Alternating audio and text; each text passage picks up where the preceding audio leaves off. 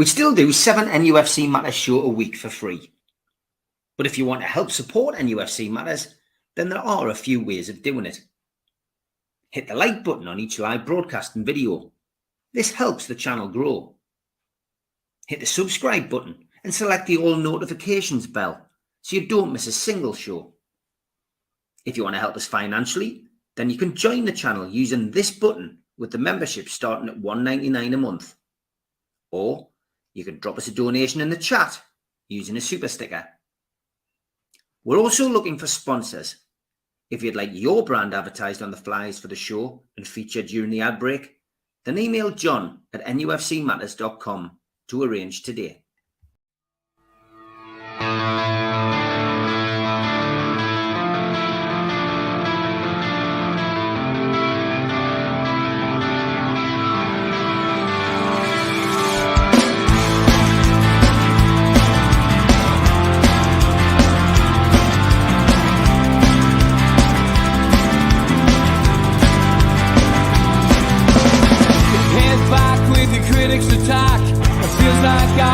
Talking to myself again, but it's the only way you're ever gonna learn. You look back and it's all in the past. I'm dwelling on the thoughts I cannot say to you. If I don't say the words, then maybe it's not true.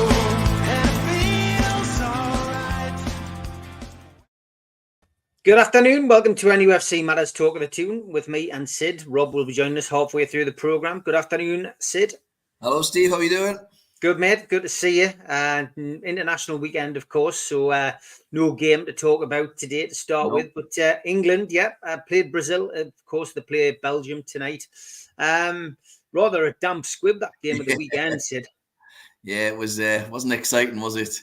I like most Newcastle fans, I think we just tend to focus on Gordon and Bruno and see how they were getting on, because I follow England and all the rest of it, but sometimes it's been so dull you tend not to watch some of the internationals, certainly the friendlies. But I watched it because Gordon was playing and obviously Bruno was playing, and it's normally great games, England and Brazil in the past, but it was just boring. Two similar sort of teams actually, where the attackers were able to get the better of the defences on most occasions. So that's interesting to see. I thought Gordon played really well. I mean, I thought Bellingham is different class.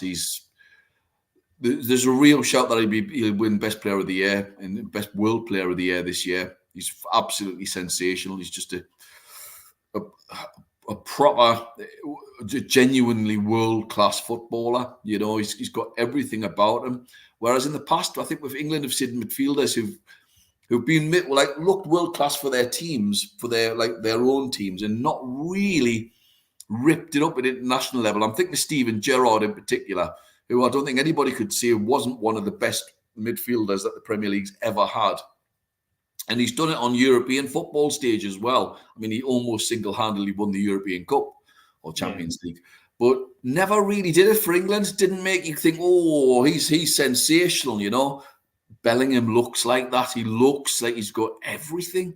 He genuinely whoa, what a player he is. So that he's exciting to watch. But Gordon, after that, was the next best player, I thought, in terms of England. I thought he was very, very good. Didn't give the ball away. I noticed he chased back and harried, left the players with no time whatsoever on the ball. Really harangued the opposition. Did some decent passes, little push forwards. I see his pressing was great. I thought his interchange with Bellingham was actually very good. So I was very impressed with him. He had a shot, it was just pretty tame, really. The keeper would have had to save that, really. But take my hat off to him. He's done himself no harm whatsoever. I believe there's a real chance he's going to start tonight, or at least get a game tonight. So does well to that, then I think he'll be in the Euros. I'll be surprised if he's not. There are others. I think Bruno was excellent. Actually, I have to say, by the way, for Brazil, I thought he was terrific. He just got the ball and dictated the middle of the park for Brazil and whipped a couple of balls through with Paqueta, which was just superb. Mind you, Paqueta should have been off on about 4 occasions. I mean, what was the referee doing? I appreciate it's a friendly. You don't really want to give anybody a red card. My God, Bellingham was brought down about 7 or 8 times with tackles from behind. Mm. Yeah, 30 years ago, they'd have just been like, pack it in, lads. But now it's a straight yellow, and they should have been off, really.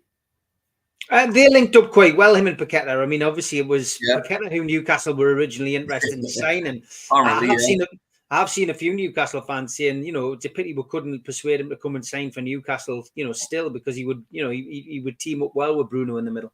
I agree, because when he first went to West Ham, and I think a lot of fans probably think the same. I'm not speaking for everybody, obviously. But he looked rubbish, He didn't look very good at all. And I was thinking, we've avoided that. He doesn't look up that much, one little bit. And then all of a sudden, like it takes a lot of players, it took him about 5 months to bed himself in. And we could see the same about Anthony Gordon, of course. It took him about 5 months to bed himself in, and he looks a really good player. You can see why he's probably going to go to Manchester City in the summer, judging by the fact that they gave the centre midfield, the Holden lad, to West Ham over any other club. It looks like, 85 really close. It looks like he's going to go to Man City, I think, I think that deal's already done, more or less. It was almost done. I think it's absolutely done. Absolutely done. He's a good player, and he'll fit in perfectly with Man City with his little one-touch into player. And he's almost the nearest player England have got to him's Maddison. Mm-hmm. He just unlocks defences, and he can float, and he can do all those little things. I actually think Maddison's a better player. I have to say, I think Maddison's actually a better player. But Maddison's never fit. Mm-hmm. People, if you look, Maddison's fitness record's terrible. Terrific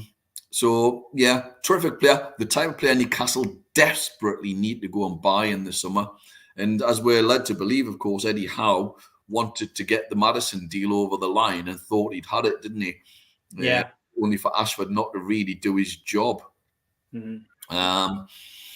And we were going to change the formation, allegedly. Again, it's only what you hear, isn't it? Yeah. So it's hard to have a go at Eddie Howe over that when you have all your plans and your pre-season plans have been scuppered, really. And yes, we may have players who can play in that position. I mean, the one that jumps out to me is Elliot Anderson. But you've got to give, you'd rather have somebody who's already proven and then let Anderson develop, which he looks like he's already doing when he's been coming on over a bit of time. What's your thoughts on the striker situation for England as well? I mean, Harry Kane injured, not available. England struggling for goals, losing against Brazil 1-0, and it's not the Brazil in 1970. They're not a great Brazil team. Or 82 is the best Brazil team I've ever seen. Of course, that was unbelievable. Disappointing result for England and Southgate in particular. But Watkins, Ivan Toney is, are either of them the answer if Harry Kane's unavailable? Yes, Toney. I think Toney is. I think he holds the ball up. I think his interplay is really, really good. His all-round abilities, top draw. I think he's absolutely great. I would take Toney all day long at Newcastle. I think he's better than, totally agree with Darren.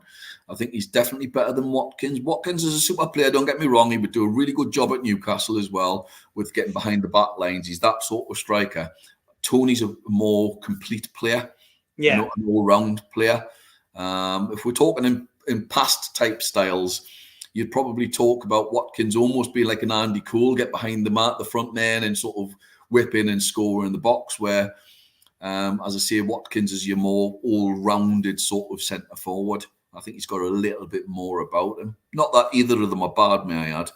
I do like Watkins, but he's not quite at the top level. And I think Toney has the potential to be there, actually. I know he's getting on a bit. He's 27, crying out loud. I'd love to be getting on at 27. And Kane's just magnificent. And I think Kane with Foden and Bellingham up front is a frightening three. It's the best front three in the world. They can interchange. Kane drops off. Yeah, if Wilson was fit, he's a perfect answer, but he ain't. And he never is, unfortunately. I totally agree with Julie. But I think, as a front three, amazing. I think the middle three could be great. I agree with Alan Shearer recently when he says England have got the best front six in the world. And I totally concur with that. I just think defensively, I'm sorry, but Harry Maguire, how is he still getting a game? I mean, there was two situations where he fluffed up, is the polite way of saying it. Fluffed was the word. And somebody just came in and should have scored, really. Should have scored certainly on one of them. I think England have got an average goalkeeper, but he'll probably be good enough to get by. But I don't see anybody else replacing him at the minute because I think the English goalkeeping situation is not very good. And I think the left back was terrible. What's his name again? The Chelsea kid? Chilwell. What happened to him? He was a really, really good player, but he's injured so often. He just doesn't look the same player. It's a real shame England don't have a left back. I think Braithwaite could force his way into the starting 11 for the Europeans. He looks a top player, and I wished we could get him, but we won't. I know we've been linked with him, but he'll go to a Champions League team. Is that the Everton kid, Branthwaite? Is it? Yeah. He's an interesting. It's an interesting, shout that. Is he not a Newcastle fan as well? I read he was a Newcastle fan. He's from Carlisle. Right. Okay. Somebody can correct me on that. I might be wrong, but I'm sure I read that. Quite a few questions coming in. Ivan Toney's certainly got people talking. Tom Dixon says, would you take Toney in the summer window? I think you've already said you would. Yep. 75. I think Stephen's put a typo in here. It's 75 million. I think that Ivan Toney, not 375 million. He is Premier League ready and he is proven. I think the elephant in the room with that one, though, is the fact that he was already at Newcastle. And does he really want to come up this way? I can imagine that he's quite settled down south with Brentford, and I think he'd probably fancy Spurs or Arsenal if they wanted him. He might do, but he was treated poorly. Rafa never played him. Who was the other one? We had two strikers, didn't we? And both of them left and did all right. Tony's obviously done really, really well. Just not given a chance. And he's got everything. He's quite quick. He's not lightning, but he's strong. He's good in the air. He's got a good first touch. He's got a bit of arrogance about him, which you have to have as a centre forward as well. All good players have got a bit of arrogance about them, Every good player. And he's got a bit of that. He's got a bit of a swagger, if you like. So I really, really like him. And he doesn't doubt his ability. He doesn't doubt it one iota. Look at his penalties. They're ridiculous. He moves 1 yard. And he psychs out the keeper. Yeah. He watches him, psychs him, bang. And I think he's missed one, and it was against us. It was against Nick Pope. I think he's a really, really good player. Who's Kelly? What about Kelly? Oh, yeah, the left back. Definitely, I would, because he can play centre half as well from Bournemouth. He's the only Bournemouth player, may I add, that I would take. I don't want to say any more, but I would definitely take Kelly. Blue Rhythm Boy says Tony's been very clear. He wants to go to an Arsenal or a Liverpool. He's named those clubs numerous times in interviews, which is interesting. Roger says Kelly's another sick note. Free or not, best avoid, in my opinion. Smith Rowe the same. There's a few players. Smith Rowe's another one, isn't he? He's been linked massively, and I know all the papers and all the online sites are mentioning Smith Rowe. He's not getting a game for Arsenal. I read his stats recently. He's played 20 games, no goals. Really? He's another Conor Gallagher to me. I could be wrong, and I might be eating a massive slice of humble pie. But Conor Gallagher the other day, again, going back to England in some respects, been massively linked to Newcastle for a while and turned us down allegedly on a couple of occasions. And he looked bang average for England. Every time he got the ball, he kept giving it away. I'm glad you said that, because other people seem to think he had a great game. I thought he was terrible. Rubbish. I thought it was terrible. The whole thing of international football is to hold on the ball and advance with it and try and do something. And he did nothing. He did absolutely nothing. His stats aren't great either. Let him go to Spurs for 40 million. Good luck. Not for me. The same with Smith Rowe. Going back to Smith Rowe, same with him. I've got a horrible feeling we'll get him. Yeah, I do. Is Southgate's time up, do you think, after the Euros? Do you think it's time to bring in a new manager? It should have been up after the World Cup. Up after the World Cup. For me, the Euros, the last time round, we should have won it. And his poor management, when we went 1-0 up, instead of going on to try and pound Italy into the ground, really, because they were infinitely a better team on paper, and he bottled it. He just sort of stepped back and let them dictate play, and then they scored. He was trying to hold on to a 1-0 after we scored very early that game, if I recall rightly. And he's trying to hold on to a 1-0 win. England should have just went on and won 2 or 3-0. They had the players to do so. And he's a negative manager. I think he's going to take a few more chances, but even then, I still think he's always defensively minded and will always pick his favourite players. I mean, going back to Maguire, I mean, for God's sake, and the left back, change it, just change it. And it'd be interesting to see who they get. It's going to depend on what happens with Newcastle in the summer, because it could be Eddie Howe. Yeah, it could be. Could be. I mean, he would be, as an Englishman, he's the obvious number one shout, if you like, if you're looking for an English manager. Or they might go down the Jose Mourinho route. Or, I mean, the other one who would be ideal at international football, but I don't think he'd have it, would be Rafa Benitez. He would be perfect at international football. And he could still live in this country and, do his thing and be superb at it, because he's tactically spot on. It'll be interesting. It'll be interesting to see which way they go. I don't think they'll go down the route of Potter, who I like, actually. I think I quite like him. I always felt that Potter was made for England. Darren Lee's just in the chat there as well. He says exactly the same. He says Potter will end up as England manager. I did think that. He seems to have knocked back a load of jobs to almost waiting. You know what I mean? Waiting. I think he'd be excellent.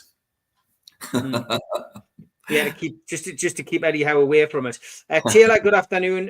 He says, "Afternoon, lads. The boy Rose Smith's a class act, but he's made of glass." What about Benjamin Sesko? He says, "Yeah, top player, isn't he? Looks really, really good, but he's not even getting the game, is he, for Leverkusen?" I think he's 2021. Looks excellent. He's got everything. He's fast. He's strong. He's good in the air, good on the ground, and he's not getting the game. Tells you how good the other lad must be, and they're walking the league. Yeah. Yeah, definitely take Sesko.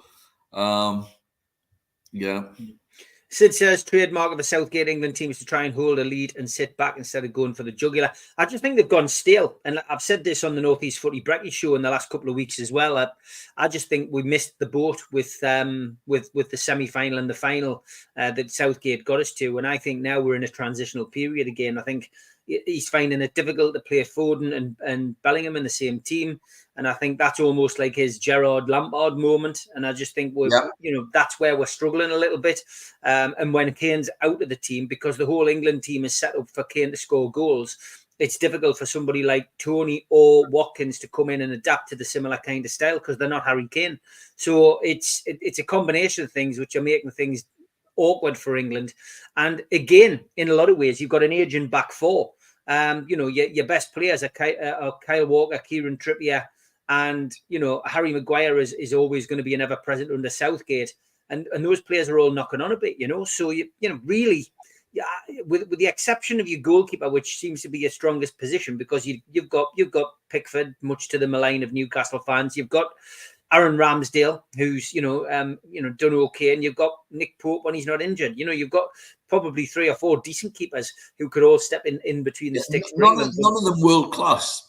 No, they're not. Even Pickford, all good keepers, but none of them of the City, for example, the standard of the Brazil keepers. I mean, Brazil have got the 2 best goalkeepers in the world, in my opinion. 1 and 2, which is crazy when you look at was it Taffarel had in the 80s? They're the best attacking team I've ever seen in my life, and a terrible goalkeeper. Whereas now it's the other way around. Yeah. Blue Rhythm Boy says, I find it mad all the talk of Southgate leaving just before a tournament. Get behind the guy in the team for the tournament, then reflect afterwards. It happened with Sir Bobby Robson, Blue Rhythm Boy, just before 1990, though, if you remember. I mean, there was hell on. I remember Sir Bobby sitting at the press conference. The papers were going hammer and tongs at him, wanting him out.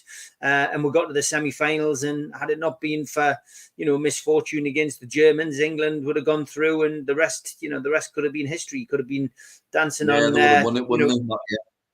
dancing in Italy as Alf Ramsey was at Wembley in '66. But the best England team I've ever seen, the 1990 team. It's the best team I've seen. 1990 and 1996. 1990 because it was the rebirth of football after hooliganism, after European bans for England teams. And for me, yeah, Gazza in his infancy and all of that. Beardsley, Waddle, Gazza, Newcastle's Magic 3 that got sold to fund new parts of the ground and stuff like that. But it made you proud to be a Geordie to see all of that. And it was... Well, four of them have included Brian Robson, who was a Newcastle fan.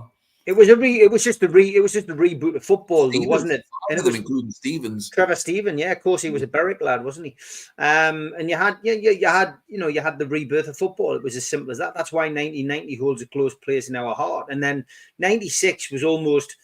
I look back now and think 96 was the end of it, because 96 by that time the Premier League had started. And that was the rebirth of something, it was like the birth of new age football came after 96. I mean, Gazza really didn't see any glory days again. Shearer came to the end of his football, his international football career, and we lost something then. And then football evolved into this kind of Lampard Gerrard era and Spice Boys and all of that kind of situation. And it's never really recovered. And with the exception of Bellingham's come in, Bellingham's the first player that I can remember for a long time that probably could hold, the nation's expectations on his shoulders and probably deal with it and cope with it in that kind of position. But they need to find a way of getting Phil Foden involved in the same team, I think. I genuinely think with Bellingham and Foden and Kane, may I add, that England would have 3 of the top 5 or 6 players in the world. 3 of the top 5 or 6. I've never been able to say that before, I don't think.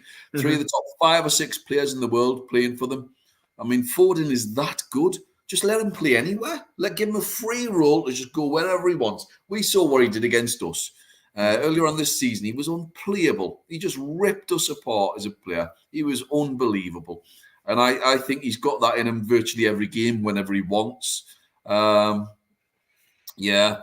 So, I mean, Hoddle's another player. I mean, I mentioned Hoddle. He was a player that Robson dropped. And when you look at certain interviews, I think it was Gary Lineker was basically saying that they should have built the team around Hoddle. He was that gifted. His passing was second to none. So many creative midfielders talk about Hoddle as an influence on them, who came through later and say that Hoddle was the person that they used to look up to. And yeah, he was a wonderful player. But so Bobby dropped Kevin Keegan as well. He did, yeah, badly. Really should have sort of spoken to him first, didn't he? Didn't do it the right way. Didn't ring him. Should have spoken to him. But I mean, when I look back, it's odd because you talk about the Golden Age, and that I genuinely think the last World Cup was the best World Cup I've ever seen. I think the last World Cup and the final was it was just incredible, wasn't it? It was a good final. I'll give you that. It was a good final, yeah. It's probably that and the 78 World Cup are the 2 most enjoyable World Cups I've ever watched. So where does 1990 rate for you then? Not that high. I think it was quite a dull tournament. I loved it because England did really well, but it was quite a dull tournament. I loved watching Scalacci that year. Scalacci was superb. I mean, Toto Scalacci. I mean, that story about how he ended up becoming the centre forward that year was just fascinating. Yeah, he had those eyes, didn't he? And 86 was great. I thought it was fantastic. And don't get us wrong, Maradona's the greatest player I've ever seen. He obviously the hand of God game as well, but the goal was sensational, and he's the greatest player I've ever seen by quite a bit. I know Messi is incredible. He is incredible. The beauty of that 86 tournament was Peter Beardsley linking up with Gary Lineker for that hat trick against Poland. Yeah, that was. I mean, I remember having to stay up late for that. I was still at school. I think I was 14 when that game was on. I remember listening to it on my radio in my bedroom, and it was a school night. But it was fantastic. Yeah, and that was just amazing. Peter Beardsley came back from Mexico like a different kind of person. I bought a Scotland top in 78. Ali's Army. I remember the song. In a way, Hoddle was right to drop Gazza, says Blue Rhythm Boys, much as I love Gazza, but the way he did it broke the guy and is almost unforgivable. Yeah, I mean, Gazza was always going to have his demons, always going to have issues, which he continues to have to this day. But yeah, I mean, it was the whole Eileen Drury phase of Glenn Hoddle's. I love that term, please, wasn't it? Well, I think the story that Steve Howie tells is that Gazza went in for Eileen Drury, and the way that Hoddle had apparently decided to pick the team was that anyone who didn't take Eileen Drury seriously wasn't going to go to the World Cup. And apparently, Gaza sat in the chair. She was behind him and she's going like this. And he's going, what are you doing? And she's going, I'm getting rid of the chakras, like the evil chakras from you, Gaza, And anyway, he managed to keep his laughing until, he couldn't anymore. And he starts giggling and laughing. And she goes, what's the matter, Paul? What are you laughing at? He says, all the evil spirits are pulling faces out the window. And he got told to get out. And he never got picked for England. Whether that's true or not, who knows? But it's a hell of a story that Steve Howe likes to tell when he does his talk-ins anyway. Mark Bayer says 82 was the greatest World Cup for me. The Paolo Rossi story, that quarter-final versus Brazil with Zico, Socrates extra was superb. But Brazil had the worst number 9 ever, Serginho. Yeah, he was terrible. I mean, they had players like Eder. He could bend the ball. He hit the ball. It was like a banana. It would just literally would go around corners. Falcao, Junior, Socrates. I mean, that's how you can still remember all the players. They were that good. And I think they went on some ridiculous run of like 33 games unbeaten before the World Cup. They were something special. If they had a centre forward. That story, I think I've told it on here before, but Socrates being linked with Newcastle. It was a back page headline in Chronicle, and it was on the billboards when billboards were a thing. And Socrates set to sign for Newcastle was the story. And of course, there was hell on about it because there was no intention of Socrates ever signing for Newcastle. There was question marks over where the story'd come from, and it was John Gibson who'd written the story. It was Gibbo who'd written the story, yeah. And it turns out Gibbo had been sitting in the printer's pie, which is no longer there anymore, on Pudding Chair in Newcastle, and it basically overheard a guy saying that Socrates was coming to Newcastle, not realizing that it was a student band from a certain part of the UK that was touring and was going to play in Newcastle, and that was where the story came from. But great stuff, great story. That I remember once they had Alan Oliver on the train, and they chanted all the way from London up to the northeast, Socrates non-stop.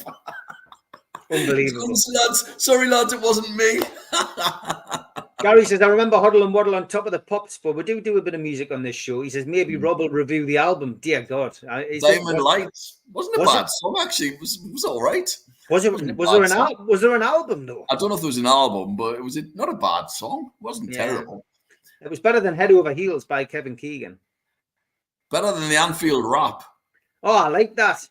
All right, Aldo, sound is a pound. I'm cushy, lad, but there's nothing down. I remember that, dear me. 1970 was the best World Cup. Brazil, Italy, West Germany, and England were all good teams. I mean, that was the year. Yeah, George ain't old enough, I'm afraid. First one I watched was 74.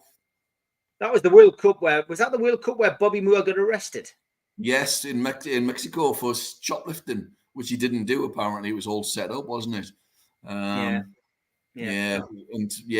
And I mean, Peter Benetti got castigated for them losing that game, didn't he? He was in goal. He did dive over one of them, to be fair, but he was a top keeper, the Cat, as he was known as.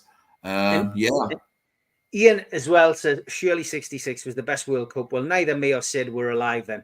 But the 70 squad was unbelievable. And all the players who played in the 66 World Cup team all said that the 70 squad was much better. Mm-hmm. Well, it's horses for courses, isn't it? In 1970, that was the unbelievable bank save, wasn't it? Was incredible save, especially through that air as well, because you got the sheer height. They're so high up the air, the ball's going to go a little bit quicker. And marvelous save, incredible save actually. And 98 was the first World Cup that Dave watched. So there we go. 98, yeah, it was one to forget that, wasn't it? We weren't in it. Well, I wasn't, but I do remember it because we were in it. It was 94. 94 was America. Yeah. Shearer squad. I remember being in the bar with my wife, and we were engaged at the time, and we were in Rhodes, and it was Germany versus Croatia. That was it. Yeah. And so the bar was full of half of Germans, half Croatians, and we were there just watching the game. And I think they got beat 3-0, and all the German fans just stormed out and the place was bouncing. It was a great game. It was absolutely fantastic. Great atmosphere in the bar. Really, really good. Really, really enjoyable. Okay, we're halfway through the show. Time for the ads, and then we'll be bringing Rob in for his music review.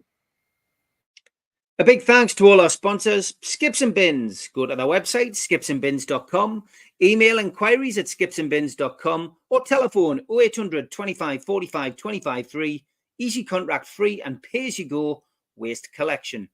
Thanks to Mr. Vicky's Sauces, handmade in Cumbria. Go to their website, mrvickies.co.uk, email info@mrvickies.co.uk, or telephone 01768 210 102. Thanks to United Group Travel. Go to their website, unitedgrouptravel.com, email info@unitedgrouptravel.com, or phone 01670 632 460, or mobile 0791 666 4174. They're a local company from Morpeth, and there are no strangers on our tours, just friends you haven't met yet. Big thanks to Media Arts for all the help with the video side of things. And if you want to subscribe to the channel, hit the subscribe button under the video. Click the thumb up to like the video and click share to share to your social media. If you want to help the channel financially, you can pay a one-off £25 fee. You get a cup, a scarf, a pen and a membership card and entry into the NUFC Matters monthly draw. Email john@nufcmatters.com for more details, or if you've got a smartphone, scan the QR code now and it takes you straight to the membership pack. We also support the food bank on this channel. Go to nufcfansfoodbank.co.uk and you'll find the matchday bucket. You can make a donation virtually today. You can also find us on iTunes, Spotify and other podcast providers. We also do events during the year. NUFC Matters Live will be at the O2 City Hall on Friday the 2nd of August for an evening with Rob Lee, one night in Antwerp. Tickets start at £15 and you can get them from ticketmaster.co.uk. An evening with the entertainers takes place on Friday the 24th of January 2025 at the Tyne Theatre and Opera House in Newcastle. Telephone 0844 249 1000 or visit the website tynetheatreandoperahouse.uk to buy tickets today. You can also catch me on the North East Footy Breakfast Show live on Toon Radio weekdays 7 till 9 a.m. on DAB, smart speakers and the toonuk.com.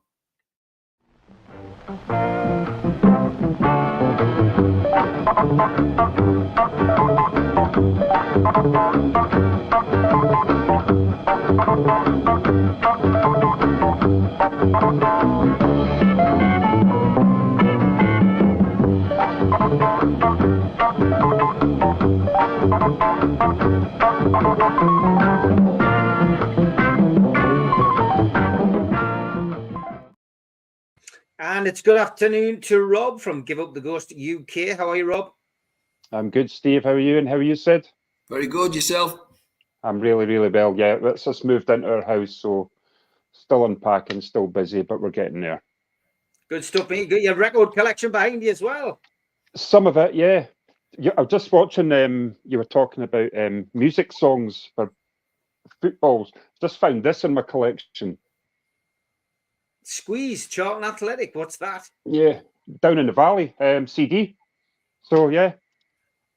I've not listened to it, but it's an official CD anyway, so I don't know. Not too sure, but yeah, there you go. All right, mate. What are you looking at this week? Today is a request by Chris Hall. 2 weeks ago, he dropped this in my comment section. So it's a third studio album by the Verve. Brilliantly produced album. It's produced by Youth, of course, one of my favourite bands, Killing Joke. He plays bass for them. 4 singles off this album. There's Bittersweet Symphony, The Drugs Don't Work, Lucky Man, and Sonnet. So opening with Bittersweet Symphony, it's the Rolling Stones previously owned all the royalties to this song. It was the last time was used without permission, so this was later amended by the Verve's in the Verve's favour. I think at the time the Verve, I think it was €1,000 the only royalties they got from it, but that was released. Brilliant video to this. Again, it is based on Massive Attack's Unfinished Sympathy. Love the video to this. Again, it's very similar to Massive Attack's video Walking Down the Street in London. To me, it's a less is more video. Brilliant arrangements in this song. I like the spoken word backing vocals on this as well. Top draw song, brilliant opener, and the production again on this song was absolutely outstanding. You got track 2 called Sonnet. I'm putting this down as an indie ballad. Beautiful vocal delivery by Richard Ashcroft. It's a soothing song. It's emotional, really powerful, bit of a masterpiece of a track.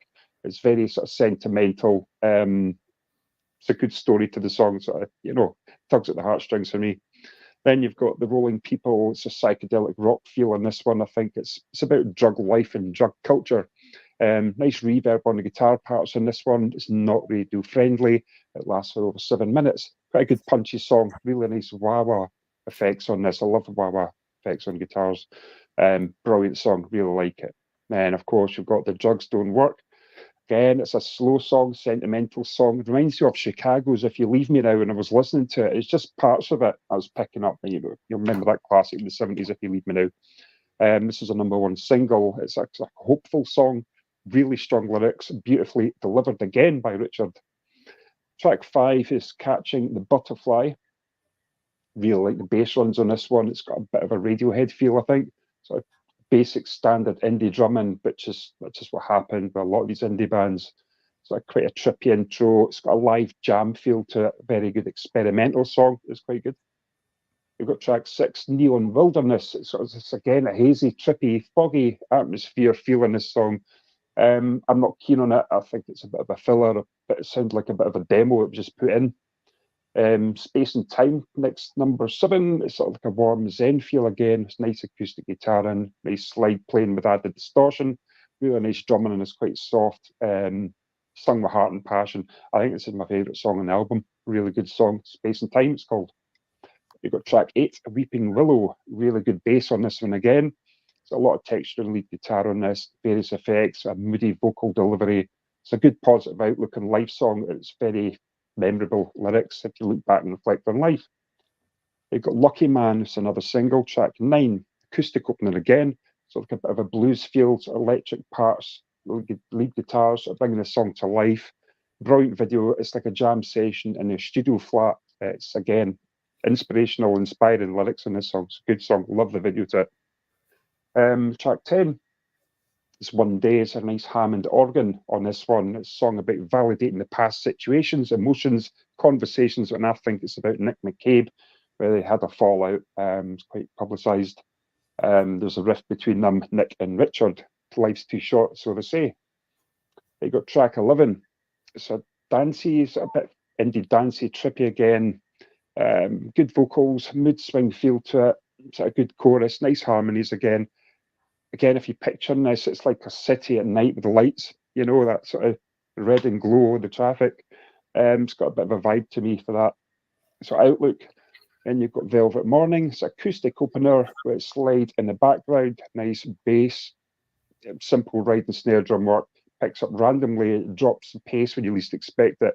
It's a very, very clever song, well written, good arrangements, well put together. So that's the album reviewed. It was a double album. It's one of the most iconic albums of the 90s. And again, I do prefer doing song by song on an album, because if you don't, you're missing out somebody's favourite song, and it's my outlook on it. But it's really, really good. I think there was only one track in it that I wasn't too keen on, but it's getting a 9 out of 10 for me. Really, really good album and well produced album. And the album you didn't want to review today was this one. Thanks for this. Yeah, some lovely songs on that. Where on earth do you get these from? Well, I've got time in my hands. And I'm good with technology, so I would say. Hopefully it wasn't a scratch and sniff version, that one. Sid, you've got... Oh, look what you got there. What's that, Rob? I was just going to show you, I'm going to do a little bit of memorabilia, some items. I was watching the show, The Three Amigos. I've seen Mitch was wearing a Metallica t-shirt. So this is a box set called Binge and Purge. It's 3 VHS book, backstage pass for the Snake Pit, and all the concerts on CD. It was quite rare at the time.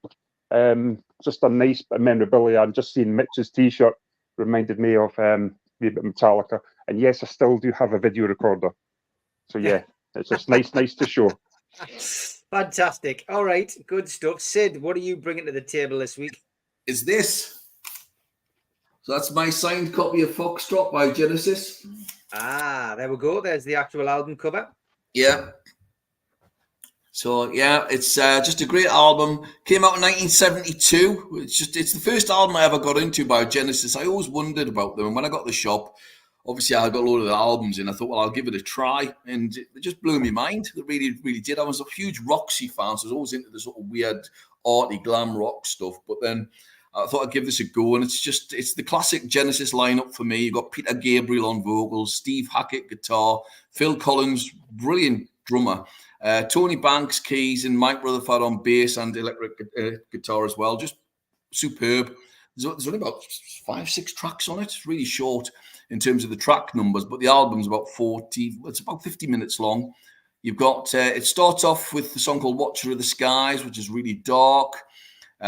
Starts off with this mellotron and this jazz sort of drumming in the background, this weird time. So it's a proper prog rock album, just amazing. Great song, comes in, really hits you between the eyes as a tune. Next, you've got other songs. I'll just whiz through them very, very quickly because I've got a proper show on this. You've got, what else we've got? We've got, various songs. Get Them Out by Friday is one that really jumps out. It's about people sort of literally being winkled out of their houses and trying to cram more people into them for social engineering. Very, very funny. Gabriel's lyrics are really, really dark, but very twisted and funny. Yeah. You've got a lovely sort of acoustic instrumental song on there called Horizons. And then you've got the big, massive 23-minute epic on side 2 of Supper's Ready, which is just magnificent. It's got various time signatures. It's in 7 parts. It's literally 7 different songs that they've sort of shoehorned together, but they work brilliantly. There's one epic piece. It's got references to Christ and Narcissus, Winston Churchill as well. It's very funny, very dark, very powerful. It's got everything you want. I mean, I love the line. There's Winston Churchill dressed in drag. He used to be a British flag, plastic bag. What a drag. And it's just superb. It's really funny. At the time, Peter Gabriel very infamously did a gig in Dublin, and he went off stage for 2 minutes and he came back on with his wife's dress and a fox's head on his head. And that was when Genesis suddenly turned into this band that could compete with the likes of Bowie, Alice Cooper, all those great artistic groups who would get dressed up and do something really different and unusual. And he was bonkers. He used to shave the middle of his hair for some bizarre reason. It's just weird. And this is a great album. It's not necessarily my favorite Genesis album. You've got to watch the show that we've got on Songs from the Attic there's the one. Thank you very much, Steve. Where I go through our rankings, myself and a lady called Ursula. And yeah, they've just got a great back catalogue. And book-wise, to link with it, I've gone with Phil Collins's book, Not Dead Yet. And it's quite a sad story, actually, in parts. He came from a house of real poverty. I mean, desperate poverty, like nothing to eat poverty, He literally had nothing as a kid. He managed to sort of do really well, became a drummer and all the rest of it, and then clearly became famous with Genesis. But he kept going back to those times where he had nothing. In the book, he gets quite angry about the fact that he's referred to as a Tory. He was always seen as, if you could be like Phil Collins, you're a Tory, blah, blah, blah. And he says he's never voted Conservative in his life due to the background that he's ever come from. He slaughters Noel Gallagher in the book, who comes across as a total arse, where he refers to the fact that they were doing a gig. Sorry, they weren't doing a gig. They were in a bar, and there's a load of musicians there. Noel Gallagher goes, do you want to get up and jam? He's talking to everybody. And he just blanked Phil Collins, and Phil goes, I'll come and drum for you if you want. No, thanks. You're all right, mate. Don't need you. Don't want you. And he was really, really rude to you. And you think, hold on. Phil Collins is just a really nice bloke. And yeah, it's quite sad stories at times, because bizarrely, later on in life, in his 50s, he became an alcoholic. Who becomes an alcoholic in their 50s? Surely if you're a rock and roller, you do it in your 20s and your 30s, not in your 50s. So yeah, it's a good read. It's worth listening to, certainly on the audio book where he does it himself. It's very, very good. Top bloke. Really comes across as a really nice guy. So yeah, Genesis, love him, absolutely love him, especially the early prog stuff, just class. And Steve Hackett's guitar, he was doing all that diddly diddly diddly diddly years before Eddie Van Halen was doing it. all the tapping. But there you go. Good stuff. Well, if you want to listen to the album review, go to Songs from the Attic 1977 on YouTube and give it a subscribe. And big shout out to Sharon, who's in the chat live from the living room, Rob. Is she? I think, yes. Okay. Just posted something, yeah. And somebody asked, do we take requests?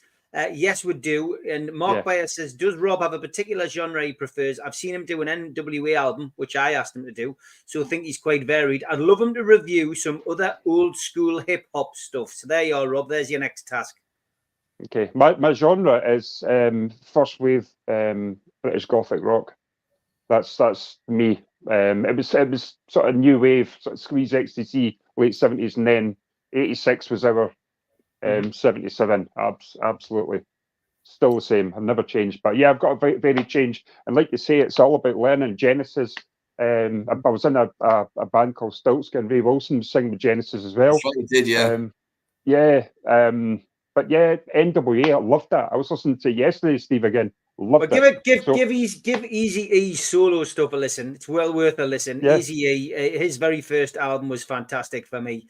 NWA's first album's class. Really, it is. Really good. It is. The second one, I'm not as big a fan of that one. I have to skip through some of it. It was a bit pretentious in parts, but I think Eazy-E's first his album was brilliant. Listen to that. Well worth a listen to. Maybe he's even a bit of Public Enemy. Maybe if you haven't looked through Public Enemy, go through Public Enemy's early stuff was excellent. I bought 2 Public Enemy albums, not listened to them yet when I bought the NWA album, so I've got them behind me. Yeah, so yeah. Maybe first one's great. Yeah, well worth listening to. Big thank you to you, Rob. You sent us a couple of things, but this has got pride of place now. You sent me a set list from Barrowlands, Glasgow, from Oasis. So thank you for that, mate. Very nice of you to do that. Big shout out to you for that. And good to have you on, as always, mate. And good result for Gateshead last weekend. Yeah, playing tonight as well. I think they're Hartlepool tonight. Yeah, well, I've been with Joe Allen today. Hartlepool legend. Joe is on the road to recovery. You know, he's had a tough few months, Joe Allen. But I was out with him today, had a coffee with him today, and he's on his way to the stadium tonight to watch the game. But yeah, should be an interesting one. That and quite a few Hartlepool fans travelling up. Yeah, I'll be watching it. Good luck to Gateshead. I'm still a Gateshead lad, and look forward to seeing you again next week, Rob. Okay. Cheers now. Cheers, Sid. Take care, Rob. Great to have Rob on, as always. A few more questions coming in from or pointers about the World Cup. We've ended up on a bit of a World Cup show yet today. 1970, says Stephen. World Cup. Bobby Moore arrested in Colombia. Sir Alf was full of help as Jimmy Greaves drove all the way to Mexico in a rally car with a rally driver and got more TV coverage than his team did. Mark says Cameroon was the great story of the 1990 World Cup. I remember the fouls versus Argentina on Claudio Caniggia. Roger Miller, we didn't know how old he was, and some of the team had their name and number wrote on their shirts with a marker. Wow, that's it. I forgot all about that, actually. West Germany versus England in 1970 cost Terry Collier his marriage, says Georgia in the Likely Lads. Johnny Green says, wasn't 98 when Beckham got sent off? It was, yes. Of course it was. And it was against the Atletico Madrid manager, wasn't it? That's right, it was, yeah. The documentary on Netflix was superb about that last year. I kind of like Venables running the Euros. We were robbed, Gaza at the back post. Oh. I think we would have had a good chance of winning the 98 World Cup if they'd had Terry Venables as manager. I really do. Yeah, top bloke. Steve Mowat goes music. He says, hi, Steve. Question for Sid and Rob. How do they rate Paul Rodgers as a vocalist? We've lost massive, because I was going to review Rod Stewart and the Faces today, and Not As Good As a Wink, which I will do. And I was going to compare him, say that him and Paul Rodgers were the two best blues rock vocalists of the 1970s. Throwing Joe Cocker just behind them. Absolutely top draw. Great. I've seen him loads of times. I've got a free show, actually, on our channel. So we rank the free albums. All right, there we go. Who is Stephen Sid's favourite England player of all time and manager too? Manager for me, in my time as a fan, is still Sir Bobby Robson. I think the best manager was Terry Venables. My favourite one was Bobby Robson. Closely followed by Terry Venables. I've got to be honest. Yeah, Terry Venables. Those two. There's nothing really separates them other than Bobby got to the semi-finals of a World Cup. Favourite player's a hard one, isn't it? Because I could do the obvious ones like Beardsley and Waddle. Steve Coppell. There you go. Steve Coppell. Loved him on the wing. Brilliant.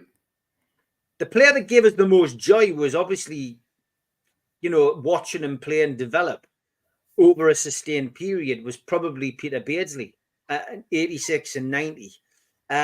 Gaza, again, the Geordie connection. But if you want us to go away from a Newcastle player, yeah, which is what I did. Peter Shilton. Shilton was great until about 90. You could get a newspaper under that jump. It was all Paul Parker's fault. But there we go. But was my first football hero as a kid. I just loved him. I'm a winger and I loved him. I thought he was just great. Yeah, he had a Bay City Rollers haircut. Yeah, we've had some great players over the years, and goal scorers as well. Gary Lineker, of course. I mean, he was always in the right place at the right time. Mr. Clean. If we're going down the musical connotations.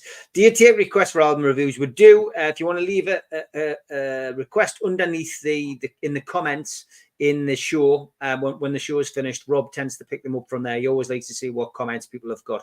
David Cook, well done. He's got a ticket for the Spurs game and he's been successful in a ballot.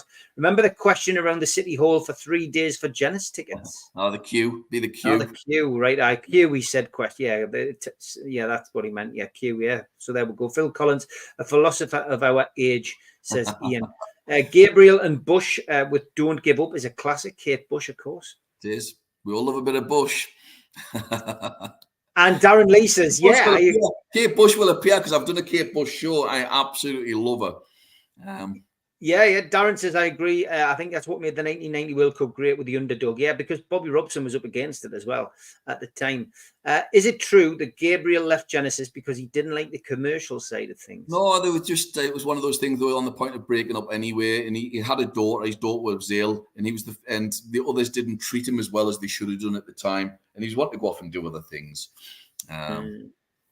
As much as I read Genesis, I can see why punk reacted to the prog rock showmanship. Absolutely, there's a place for all of it. As a punk rocker, as a young boy, I love all of it. There's only 2 types of music, good and bad. That's literally it. The score is a suggestion, Rob. I'm sure you'll be watching the final part of this show, but the score is a suggestion from Derek Whitten by the Fugees. Yeah, I think Matthias was amazing, the best player in 1990. He was a legend, wasn't he? He was. Would have been Maradona if he hadn't been on the marching power. On the Colombian, yeah, exactly. Easy Does It's the album, Mark. Yeah, that's a fantastic album. Matthias was the complete midfielder, better than anyone today, in my opinion. Chopin is pretty good, says Ian. I've got nothing problem with that. And David's got vinyl. He says Back Home from the 1970 World Cup. This time, more than any other time. This time, it's class. Ron's Army, brilliant. Mark Bayer says the thing with Eazy-E, he wasn't a natural rapper. He was a laughing stock apparently when he first tried to rap, as depicted in the NWA biopic. It's a good film, that. Eazy was a genuine gangster and drug dealer and entrepreneur. Yeah, he was just a revelation. Eazy-E to that though. It's one of those things, hell of a life story. He died at 25-year-old, I think, as well, with AIDS. Keegan was my other football hero as a little boy. Yeah, so yeah. In 70s. Yeah, I can understand that. Yeah. So Bobby Robson got England to the World Cup semis, even with the pressure on his back from the media wanting him out. Yeah, I was mentioning that earlier. They treated him absolutely appalling. There were certain journalists who are dead now, and they were the same journalists who from day one went up to Kevin Keegan and basically told him that they wanted him out. It was the same ones. So awful, absolutely awful, just horrible. Mark Byers says Beardsley was massively underrated outside of Newcastle, one of the greatest players the UK has ever produced, 100%. Shilton was diving late for those 1990 penalties, was a shambles. We've never done well in penalties, though, have we? It doesn't matter who's been in goal. I think Shilton's still going down at the moment. He's, Alan Ball, says Stephen Kennedy, is a potential player. I think Superman, wasn't it, who rated Alan Ball as possibly the best player he ever played with? Oh, he loves him. He loved him. He literally had 2 touches, touch pass, something like that. Alan Ball was the one who got the whole team against Cyprus because of Don Revy's hatred for Supermax. Yeah, sure. He was the one who got everyone to pass to him on that day to get 5 goals, much to the annoyance of Kevin Keegan.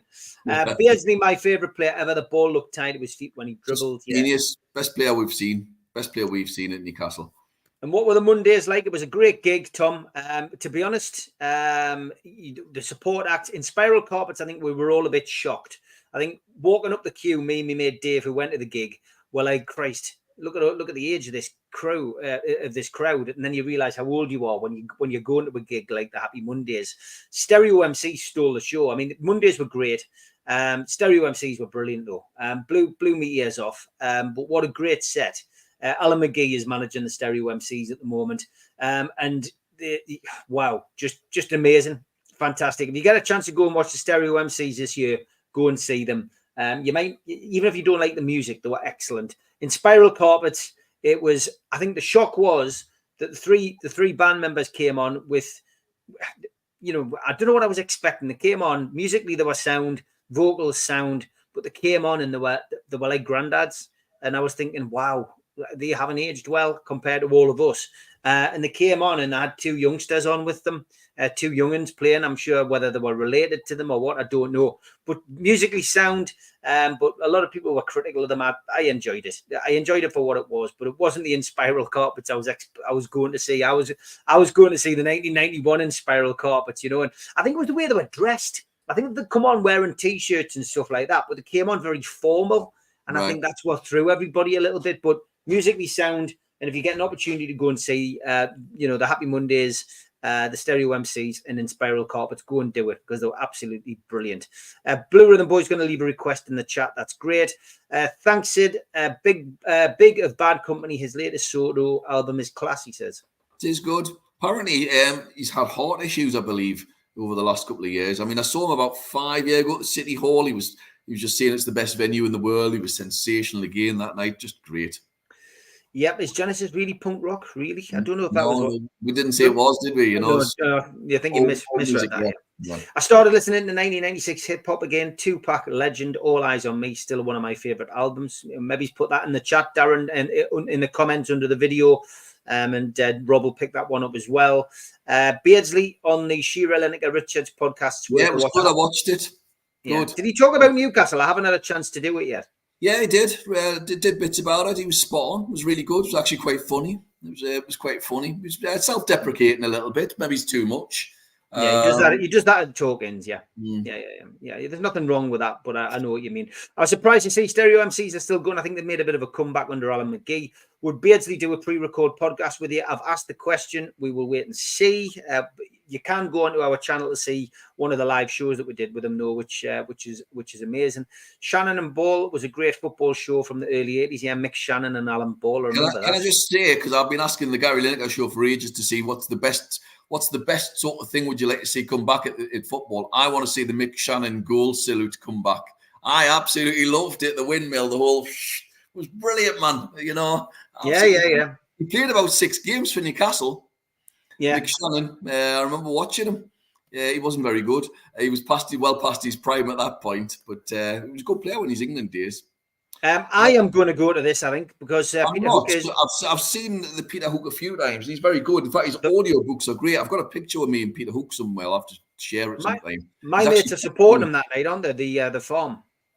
He's tiny as well. I didn't realise I was actually taller than Peter Hook. He's really quite short. If you get the chance, listen to his books. They're absolutely brilliant because he talks about being married to Caroline Aherne, which is quite awful, actually. It's not a great relationship. It's one of those fractious relationships.